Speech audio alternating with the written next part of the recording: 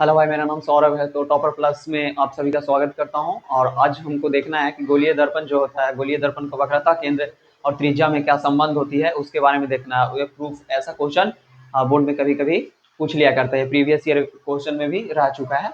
तो इसके बारे में हम आज चर्चा करेंगे। ठीक है, तो चलिए हम इसको स्टार्ट करते हैं। क्या होती है गोलीय दर्पण वक्रता त्रिज्या? गोलीय दर्पण के वक्रता त्रिज्या यानी सी और फोकस दूरी एफ, सॉरी वक्रता त्रिज्या यहाँ पे आर होगा, आर। तो अगर त्रिज्या आर तथा फोकस दूरी एफ में क्या संबंध होती है उसके बारे में हम देखेंगे। ठीक है, तो आइए अवतल दर्पण में देख रहे हैं हम लोग। अवतल गोलीय दर्पण दो तरह के होते हैं, अवतल दर्पण और एक उत्तल दर्पण। तो ये अवतल दर्पण है। आप उत्तल दर्पण में भी मतलब प्रूफ कर सकते हैं कि एफ और आर में क्या संबंध होती है। तो चलिए स्टार्ट करते हैं। तो पहले हम लोग प्रतिबिंब के बारे में तो चर्चा कर चुके हैं। ठीक है, तो सबसे पहले एक अवतल दर्पण हम लेते हैं। क्या लेते हैं? अवतल दर्पण, जिसका नाम है बी और बी डैश। ठीक है, अवतल दर्पण यहाँ पे हम लिख दिए हैं कि माना बी और बी डैश एक अवतल दर्पण है। ठीक है भाई, जिसका ध्रुव जो है, जिसका ध्रुव क्या है? पी है, और इसका ध्रुव पी है। इसके बारे में हम चर्चा कर चुके हैं। ठीक है, तथा फोकस दूरी पी एफ है। देखिए, पी और एफ के बीच में जो दूरी होता है, पी से लेके एफ तक, उसको फोकस दूरी बोलते हैं। तो पी एफ फोकस दूरी हो गया। और पी सी, देखिए पी सी जो है, पी सी मुख अक्ष है। क्या है? मुख अक्ष पी सी है।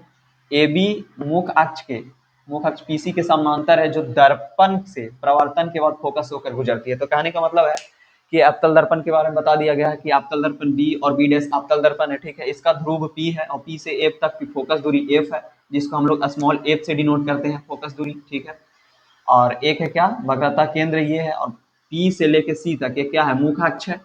तो ये मुखाक्ष हो गया है। अब सिंपल सी है कि इससे ए बी एक दर्पण दर्पण के यानी कि मुख अक्ष के समानांतर दर्पण से ए बी जो है दर्पण पर आपतित कराया जाता है और प्रवर्तन के बाद फोकस होकर गुजरता है। ठीक है, और इसी के समय और इससे जो है वक्रता केंद्र से हम एक डॉट डॉट डॉट लाइन को यहाँ से लेते हैं, गुजारते हैं। ठीक है, ठीक। तो ये कहीं ना कहीं एक त्रिभुज का यहाँ पे निर्माण होता है, और कुछ इस प्रकार प्रवर्तन को फॉलो करते हुए, यानी कि जब दर्पण से किसी किरण को गुजारते हैं तो दर्पण से प्रवर्तन के बाद क्या होता है? फोकस होकर गुजरता है। और यहाँ पे हम ये अभिलंब की तरह काम करेगा। क्या है? बीसी जो है ये एक अभिलंब की तरह काम करेगा, और अभिलंब की तरह काम करेगा तो कहीं ना कहीं प्रवर्तन के नियम को फॉलो कर रहा है। और प्रवर्तन का नियम को फॉलो क्या होता है कि प्रवर्तन कोण और आपतन कोण, ये हो गया आपतन कोण और ये प्रवर्तन कोण आपस में बराबर होते हैं। ठीक है, तो चलिए आगे देखते हैं कि क्या क्या करना है। तो सबसे पहले इसमें करना क्या है, तो मान लेना है कि बी और बी डैश एक अवतल दर्पण है। ठीक है, उसका पीसी मुख अक्ष है और पी से एफ तक फोकस दूरी है। और उसके बाद देखें तो क्या है, और एक ए बी एक आपतित किरण है जो दर्पण से प्रवर्तन के बाद फोकस होकर गुजरती है। इतना लिखने के बाद फिर क्या करेंगे, तो ये प्रवर्तन के नियम को फॉलो कर रही है। क्या प्रवर्तन के नियम से हम देखेंगे क्या होता है, तो कोण आई बराबर कोण आर होता है। हम लोग सीखे होंगे कोण आई बराबर कोण आर, यानी कि आपतन कोण प्रवर्तन कोण के बराबर होते हैं। तो देखिए ए बी और सी, देखिए ये वाला जो कोण बन रहा है ए बी सी, ये कोण हो गया आई, और ये हो गया सी बी एफ, ये कोण हो गया आर। ये दोनों कोण आपस में क्या होंगे? बराबर होंगे। ए बी सी और सी बी एफ आपस में बराबर होंगे। ठीक है, और यहाँ पे और भी देखते हैं कि ये जब आई है तो ये भी आई है। कौन सा कोण? तो प्रवर्तन एकांतर कोण से एक नियम होती है भाई, ये एक नियम होती है एकांतर कोण। क्या होती है कि जब दो लाइन ऐसे रहता है और इसको कोई काटता है, तो ये जो ये वाला कोण, ये वाला और ये वाला कोण होता है वो बराबर होते हैं। ठीक है, क्या एकांतर कोण से, जिसको हम लोग एकांतर कोण बोलते हैं। कौन सा कोण? एकांतर कोण बोलते हैं। तो वही है जो एक का इधर वाला और एक का इधर वाला, तो एकांतर कोण से ये भी बराबर हो जाता है। समीकरण एक में प्रवर्तन के नियम से तो कोण आई बराबर कोण आर, यानी आपतन कोण और प्रवर्तन कोण से ये वाला और ये वाला बराबर हो गया। जो ये है और ये है, यानी ये कोण ए बी सी और C B, sorry B C F, ये वाला भी और ये वाला भी बराबर होगा। तो यहाँ पे ए बी सी बराबर बी सी एफ, समीकरण 2 हो गया। तो देखते हैं समीकरण 1 और 2।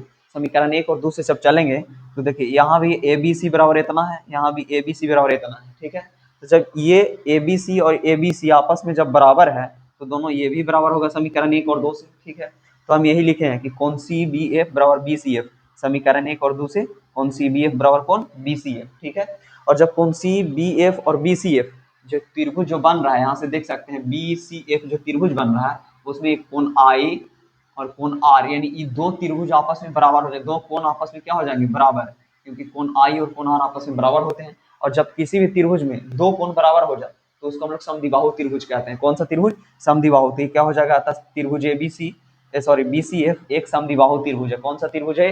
ये जो बीसीएफ नजर आ रहा है वो कौन सा त्रिभुज है? तो समद्विबाहु त्रिभुज है। उसके बाद देखेंगे कि समद्विबाहु त्रिभुज तो हो गया, तो जब समद्विबाहु त्रिभुज है तो इसका संलग्न भुजा भी आपस में बराबर होते हैं, यानी कि जो कोण बना रहा है बराबर वाला कोण, उसका जो दोनों भुजा होगा वो भी बराबर होता है। समद्विबाहु त्रिभुज में दो कोण और दो भुजा बराबर होता है। तो यहाँ से हम देखेंगे जब समद्विबाहु त्रिभुज है तो सी एफ बराबर बी एफ होगा, यानी कि ये जो सी एफ है ये एक भुजा हो गया समद्विबाहु त्रिभुज का, ये दूसरा भुजा जो कि कोण से संलग्न है, बराबर कोण जो यहाँ पे है उससे। तो एक भुजा और दो भुजा ये दोनों बराबर है सी एफ और बी एफ। क्यों? क्योंकि ये कौन सा त्रिभुज है? समद्विबाहु त्रिभुज होने के कारण सी एफ और बी एफ आपस में क्या हो गए? बराबर हो गए। और यहाँ इतना करने के बाद ये मान लिया जाता है कि जो ये बी है, बी वो पी के बहुत नजदीक है, पी के क्या है? बहुत निकट है। इसी कारण से हम लोग क्या मानते हैं? देखिए यदि बी जो है बिंदु पी के बहुत निकट हो तो बी एफ बराबर पी एफ होगा कि नहीं भाई? जैसे बी एफ जो ये हो गया और ये है पी एफ, इसका बहुत नजदीक मान के चलते हुए तो ये बी एफ और ये पी एफ आपस में लगभग क्या हो जाते हैं? बराबर हो जाते हैं, लगभग में बराबर हो जाते हैं। ठीक है। और पी एफ बराबर एफ सी होता है। क्या होता है? पी एफ और बराबर में एफ सी, ये हम लोग जानते हैं। क्या जानते हैं? ये पहले भी देख चुके हैं कि फोकस क्या होता है, तो ध्रुव और वक्रता केंद्र के मध्य बिंदु होता है। मध्य बिंदु किसको कहते हैं? इधरों से बराबर दूरी और इधरों से बराबर दूरी, यानी कि जो होगा पी एफ जो होगा एफ सी, पी एफ और एफ सी आपस में क्या हो जाएंगे? बराबर हो जाएंगे। कहाँ पे? पी एफ और एफ सी।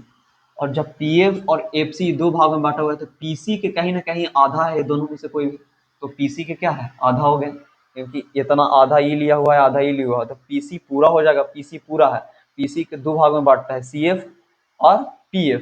तो यानी कि पी एफ जो है, पी सी जो है पी सी के आधा होगा, सी एफ भी पी सी के आधा होगा और एफ पी यानी पी एफ भी पी सी के आधा होगा। तो हम लोग मान लिए, देखिए पी एफ क्या होता है? पी से लेके एफ तक क्या है? देखिए यहाँ पे भी लिखा होगा, कहाँ है? मुख अक्ष है, मुख अक्ष समांतर पी एफ जिसका ध्रुव पी तथा फोकस दूरी पी एफ है। पी एफ क्या है? फोकस दूरी। पी एफ क्या है? फोकस दूरी, जिसको हम लोग एफ मानते हैं। ठीक है, एफ मानते हैं। और पीसी, पीसी यहाँ से लेके यहाँ तक वक्रता त्रिज्या है। ध्रुव से लेके वक्रता केंद्र की दूरी को हम लोग क्या बोलते हैं? तो वक्रता त्रिज्या, जिसको हम लोग आर से डिनोट करते हैं, यानी कि यहाँ से लेके यहाँ तक ध्रुव तक आर होता है। क्या होता है? आर होता है। और यहाँ से लेके यहाँ तक क्या होता है? फोकस होता है, फोकस दूरी होता है। तो यहाँ से यहाँ तक देखें तो आर यानी पीसी का मान क्या है? आर है और बटा 2, यानी एफ बराबर आर बाई 2, यही है। ठीक है, तो यही सिद्ध हो गया। और नेक्स्ट हम क्या देखेंगे? तो नेक्स्ट क्वेश्चन देखेंगे कि दर्पण सूत्र क्या होती है, इसके बारे में। तो इसको इरेज करते हैं भाई, आप लोग समझ गए होंगे अच्छी तरीका से। ये होता है प्रूफ क्वेश्चन, जो कि क्वेश्चन पूछ लिया जाता है कभी कभी एग्जाम में। तो चलिए नेक्स्ट हम देखते हैं कि क्या है दर्पण सूत्र के बारे में।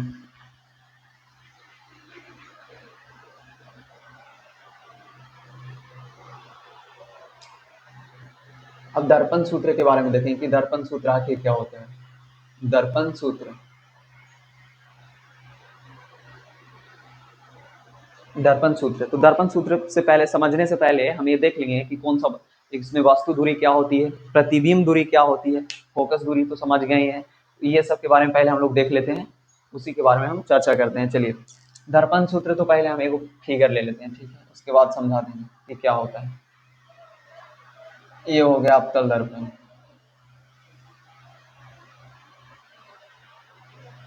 ये हो गया पी, ठीक है, ये हो गया एफ, और ये हो गया वक्रता केंद्र, और ये इधर अनंत। ठीक है, तो एक चीज तो है कि अगर हम मान लिया जाए, एक प्रतिबिंब बना देते हैं पहले कि कोई भी है जो कि यहाँ पे एक वस्तु रखा हुआ है, ऊपर एक वस्तु है, वो एक क्या है? वस्तु है। ठीक है, यहाँ से हम इसको प्रतिबिंब इसको आपतित करवाते हैं, तो यहाँ फोकस होकर गुजरता है। ठीक है, फोकस होकर गुजरा, तो इसका प्रतिबिंब का निर्माण कहाँ होगा? अनंत और वक्रता केंद्र है।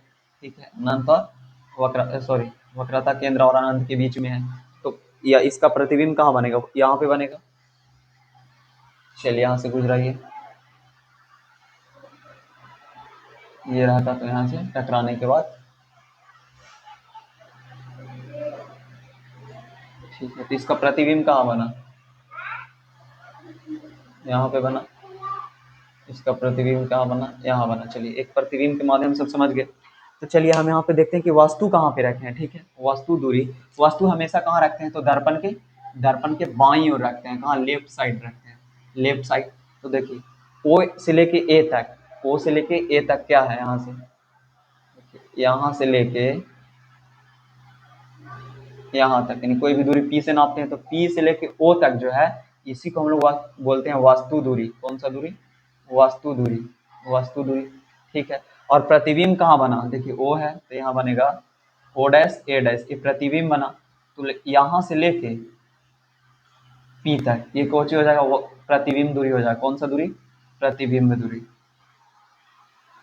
प्रतिबिंब दूरी हो जाएगा। ठीक है, और एफ से लेके पी तक, यानी यहाँ से लेके पी तक कौन सा दूरी हो जाएगा, फोकस दूरी। कौन सा दूरी, फोकस दूरी। बस यही समझना था कि जहाँ वस्तु रहता है वहां से लेके पी से लेके जहाँ तक वस्तु है वहाँ वस्तु दूरी, और जहाँ पे प्रतिबिंब बना तो पी से लेके जहाँ प्रतिबिंब बना वहां तक की दूरी को हम लोग प्रतिबिंब दूरी बोलते हैं। ठीक है, और जहाँ पे फोकस होता है तो ध्रुव से लेके फोकस तक की फोकस दूरी होता है। ठीक है, यही है, और वस्तु दूरी यही है। तो वस्तु दूरी को हम लोग सूचित कोशिश करते हैं। देखिए वस्तु दूरी हम लोग सूचित यू से करते हैं। ठीक है, प्रतिबिंब दूरी, प्रतिबिंब दूरी क्या होता है, तो इसको हम लोग भी से सूचित करते हैं। किससे भाई, प्रतिबिंब दूरी को भी से सूचित करती हैं। एक है फोकस दूरी, फोकस दूरी, फोकस दूरी क्या होता है भाई, तो इसको हम लोग एफ से डिनोट करते हैं। क्या से, एफ से डिनोट करते हैं। ठीक है, यू प्रतिबिंब दूरी भी, फोकस दूरी एफ। यू जो होता है हमेशा मान के चलते हैं क्या, कि हमेशा जो है वस्तु दूरी जो होता है, यानी वस्तु जो होता है हमेशा बाईं तरफ रखा जाता है।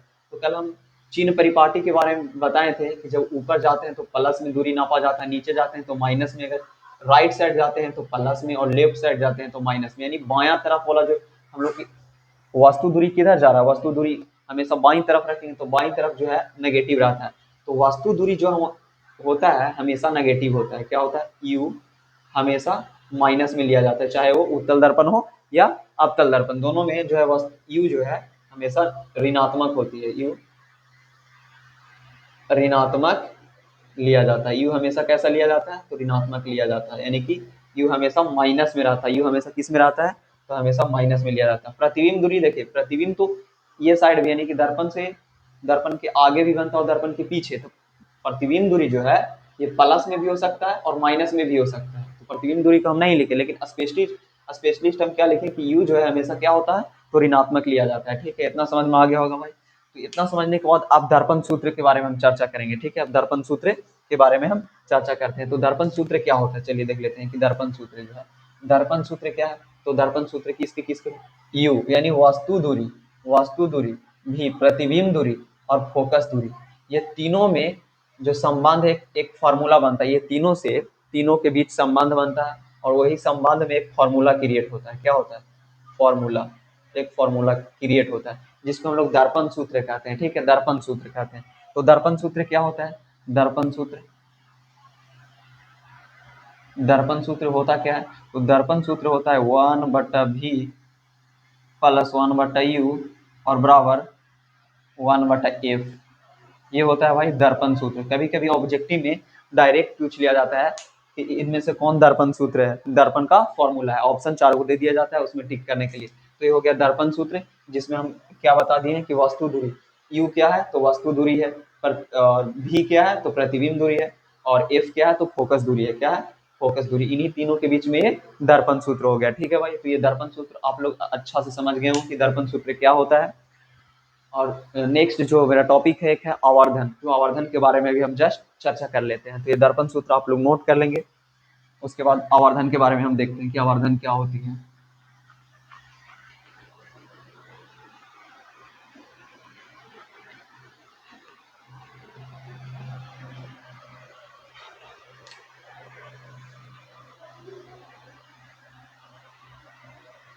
आवर्धन जिसको हम इंग्लिश में मैग्निफिकेशन बोलते हैं, मैग्निफिकेशन। आवर्धन क्या होता है, आवर्धन क्या होता है, मैग्निफिकेशन क्या होती है, चलिए इसके बारे में हम देख लेते हैं कि मैग्निफिकेशन यानी हम लोग प्रतिबिंब के बारे में देख लें कि वस्तु दूरी है, वस्तु की ऊंचाई है, और एक है प्रतिबिंब की ऊंचाई। यानी कि जो वस्तु बनता है उसका कुछ न कुछ हाइट होता है, जो वस्तु जो होता है उसका कुछ न कुछ हाइट होता है, और उसका प्रतिबिंब जो बनता है उसका कुछ न कुछ हाइट होता है, ठीक है। दोनों कभी बराबर भी हो सकता है, बड़ा भी हो सकता है, छोटा भी हो सकता है। उन्हीं के संबंध में आवर्धन क्या होता है, तो देखिए आवर्धन होता है वस्तु की, पहले वस्तु नहीं, प्रतिबिंब की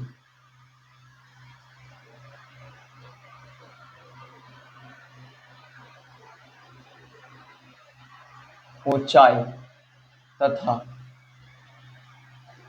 वस्तु की, प्रतिबिंब की ऊंचाई तथा वस्तु की ऊंचाई के अनुपात, अनुपात मतलब बट्टा होता है, अनुपात को आवर्धन कहते हैं, आवर्धन कहते हैं। एकदम आसानी से समझ में आ जाएगा, बस थोड़ा सा सब्र रखें। आवर्धन कहते हैं, इसे स्मॉल एम द्वारा सूचित किया जाता है, एम द्वारा सूचित सूचित किया जाता है, स्मॉल एम द्वारा, ठीक है। तो चलिए हम मान लेते हैं कि वस्तु की ऊंचाई कितना होगा, कि वस्तु की ऊंचाई अगर ऊंचाई h हो, ठीक है, और प्रतिबिंब की ऊंचाई हम मान लेते हैं क्या हो, h डैश हो, प्रतिबिंब की ऊंचाई, प्रतिबिंब की ऊंचाई क्या मान लेते हैं, h डैश हो, तो आवर्धन बराबर क्या होगा, तो आवर्धन जिसको हम लोग m से डिनोट करते हैं, m बराबर h डैश बटा h, यही तो होगा आवर्धन, यही तो होगा। यानी m बराबर फॉर्मूला क्या हो जाएगा, h डैश बटा h, यही तो लिखे हैं कि प्रतिबिंब की ऊंचाई, h डैश है प्रतिबिंब की ऊंचाई, और क्या है वस्तु की ऊंचाई, वस्तु की ऊंचाई क्या है h है, ये दोनों के अनुपात, अनुपात मतलब होता है बट्टा, तो ये दोनों के अनुपात जो है, अनुपात को ही हम लोग क्या कहते हैं, आवर्धन कहते हैं। आवर्धन को m से सूचित किया जाता है, तो m बराबर क्या होता है h डैश बटा h। और इसको अगर हम देखा जाए तो जब हम प्रतिबिंब पढ़े थे तो प्रतिबिंब क्रिएट करके और इसको हम वस्तु दूरी और प्रतिबिंब दूरी में अगर कन्वर्ट करेंगे तो m बराबर होता है माइनस भी बटा यू, माइनस भी बटा यू। तो यहाँ दो फार्मूला आपको याद करना होगा भाई, कि आवर्धन बराबर एच डैश बटा एच होता है, जो कि एच डैश क्या है, प्रतिबिंब की ऊंचाई है, और एच क्या है, तो वस्तु की ऊंचाई है। अगर इधर देखा जाए तो m बराबर माइनस भी बटा यू, भी क्या होता है, तो प्रतिबिंब की ऊंचाई होता है, और यू क्या होता है, सॉरी भी क्या होता है, प्रतिबिंब की दूरी होता है, प्रतिबिंब दूरी, और ये होता है यू, वस्तु दूरी होता है। तो m बराबर माइनस भी बटा यू हो गया, ठीक है। आवर्धन, आवर्धन से और नोट में अगर देखा जाए तो आवर्धन के और सब नोट पॉइंट है, देखिए आवर्धन क्या होता है, आवर्धन तो हम लोग समझ गए। आवर्धन, अगर आवर्धन नेगेटिव है, अगर यदि आवर्धन जो है ऋणात्मक है, आवर्धन का मान यानी कि m का मान अगर निगेटिव आ रहा है, देखिए m हम शॉर्ट में लिख देते हैं कि m अगर माइनस में है, m माइनस में है, कहने का मतलब कि प्रतिबिंब उल्टा है, ठीक है। प्रतिबिंब क्या होता है, उल्टा। अगर m का मान माइनस में है तो प्रतिबिंब कैसा होगा, उल्टा होगा भाई, कैसा होगा, उल्टा। अगर m का मान यानी आवर्धन का मान अगर पॉजिटिव होता है तो प्रतिबिंब जो है वो सीधा होता है, कैसा होता है, प्रतिबिंब कैसा होगा भाई, सीधा होगा, प्रतिबिंब क्या होगा, सीधा। तो अगर बात कर लेते हैं अवतल और उत्तल दर्पण के बारे में, अवतल और उत्तल दर्पण के बारे में, तो देखिए यहाँ पे अवतल दर्पण का आवर्धन जो होता है, नोट में कर लेते हैं भाई, क्योंकि इम्पोर्टेंट है, ऑब्जेक्टिव में क्वेश्चन पूछ सकती है। नोट, अवतल दर्पण का आवर्धन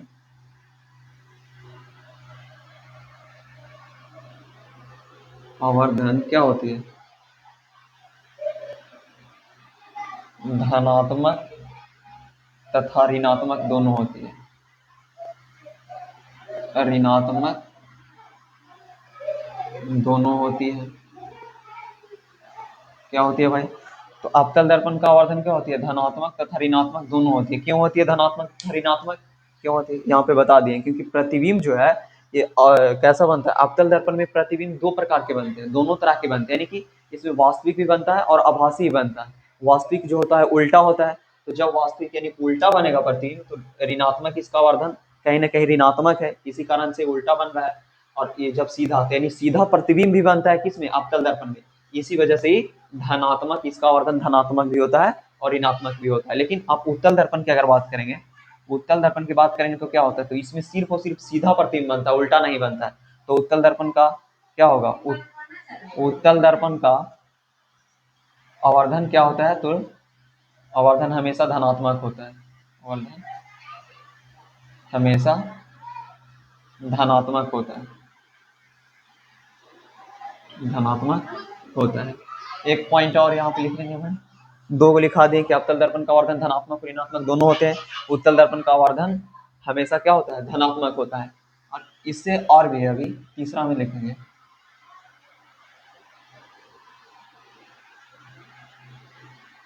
अवतल दर्पण का आवर्धन, अवतल दर्पण का आवर्धन, आवर्धन क्या होता है, तो अवतल दर्पण का आवर्धन 3 में क्या होता है कि इसका जो आवर्धन होता है वो 1 से क्या होता है, 1 से छोटा भी होता है, 1 के बराबर भी होता है, 1 से बड़ा होता है। यानी 3 कंडीशन है, पूछ लेगा कि अवतल दर्पण का आवर्धन जो होता है, हम लोग देख लें कि धनात्मक और ऋणात्मक दोनों होता है, लेकिन होता कितना है एक्चुअल में, तो देखा जाए तो एम जो होता है अवतल दर्पण का आवर्धन जो होता है वो हमेशा 1 से छोटा होगा। क्या होगा, 1 से छोटा भी हो सकता है, हमेशा नहीं, 1 से छोटा भी हो सकता है, 1 के बराबर भी हो सकता है, या 1 से क्या हो सकता है, बड़ा होने। इन 3 कंडीशन को फॉलो करेगा। यानी कि अवतल दर्पण का आवर्धन जो होता है 1 के बराबर हो सकता है, 1 से छोटा हो सकता है और 1 से बड़ा होता है। लेकिन अगर हम उत्तल दर्पण की बात करें, उत्तल दर्पण की बात करें तो उत्तल दर्पण में, उत्तल दर्पण का आवर्धन क्या होता है, उत्तल दर्पण का आवर्धन क्या होता है, उत्तल दर्पण का आवर्धन, तो इसका जो आवर्धन होगा वो हमेशा क्या होगा, 1 से छोटा होगा, हमेशा क्या होगा, 1 से छोटा हो जाएगा। ठीक है, हमेशा 1 से छोटा होगा। छोटा बड़ा आप लोग पहचान लीजिएगा, छोटा बड़ा जिधर मुंह खुला रहता है वो बड़ा का साइन होता है, और जिधर बंद होता है वो छोटा। यानी कहने का मतलब एक बड़ा है आवर्धन छोटा है, 1 से छोटा हो गया, 1 के बराबर हो गया, 1 से बड़ा हो गया। ठीक है, तो ये अवतल दर्पण का हो गया। और उत्तल दर्पण का आवर्धन हमेशा क्या होता है, तो 1 से छोटा होता है। यानी ये इससे बहुत सा क्वेश्चन है, इनमें से कहीं ना कहीं बोर्ड में क्वेश्चन एकदम पक्का फंसना ही फंसना है भाई, आवर्धन का क्वेश्चन फंस जाता है क्वेश्चन में। क्योंकि यहाँ पे अवतल दर्पण की बात करें तो अब ज्यादा एग्जामिनर क्या सर्च करता है कि कौन सा ज्यादा इंपोर्टेंट बनता है, तो आवर्धन से क्वेश्चन आने वाले समय में क्वेश्चन एकदम बोर्ड में छापना ही छापना है। ठीक है ना भाई, तो इतना समझ गए हो कि आवर्धन क्या होता है। तो प्रतिबिंब की ऊंचाई तथा वस्तु की ऊंचाई के अनुपात को आवर्धन कहते हैं, इसे एम द्वारा सूचित किया जाता है। एम बराबर एच डैश बटा एच होता है, जो कि एच डैश प्रतिबिंब की ऊंचाई है और एच क्या है, वस्तु की ऊंचाई है। अगर बात करें तो उधर वस्तु दूरी और प्रतिबिंब दूरी को लेकर तो एम बराबर माइनस वी बटा यू होती है, क्या होती है, एम बराबर माइनस वी बटा यू होता है। ठीक है, और देखा जाए तो उत्तल दर्पण का आवर्धन जो होता है हमेशा धनात्मक होता है, अवतल दर्पण का आवर्धन क्या होता है, धनात्मक और ऋणात्मक दोनों होता है। अगर बात करें तो अवतल दर्पण का आवर्धन कितना होता है, अवतल दर्पण का आवर्धन, तो अवतल दर्पण का आवर्धन जो होता है 1 से बड़ा हो सकता है, 1 से छोटा हो सकता है और 1 के बराबर भी हो सकता है। तीनों कंडीशन क्यों, क्योंकि ये वास्तविक उल्टा भी बनाता है, और यानी कि छोटा भी बनाता है प्रतिबिंब, बड़ा भी बनाता है प्रतिबिंब और वस्तु के बराबर भी बनाता है। इसी कारण से इसका आवर्धन जो है 1 से बड़ा, 1 से छोटा और 1 के बराबर तीनों को फॉलो करती है। ठीक है, लेकिन उत्तल दर्पण में ऐसा नहीं है, उत्तल दर्पण में सिर्फ और सिर्फ छोटा प्रतिबिंब बनाता है, इसी कारण से इसका आवर्धन जो होता है 1 से छोटा होता है। ठीक है भाई, तो आज के लिए क्लास का पूरा पूर्ण हो चुका है, यानी कि प्रकाश का प्रवर्तन जो था इसका पूरा कंप्लीट आज समाप्त हो जाता है। और इसके बाद कल ऑब्जेक्टिव क्वेश्चन करवा दिया जाएगा पूरा एकदम अच्छे से, पूरा मतलब जितना भी ऑब्जेक्टिव क्वेश्चन बनेगा उसको पूरा फुल कर दिया जाएगा। ठीक है भाई, तो आज के लिए इतना ही, धन्यवाद मेरे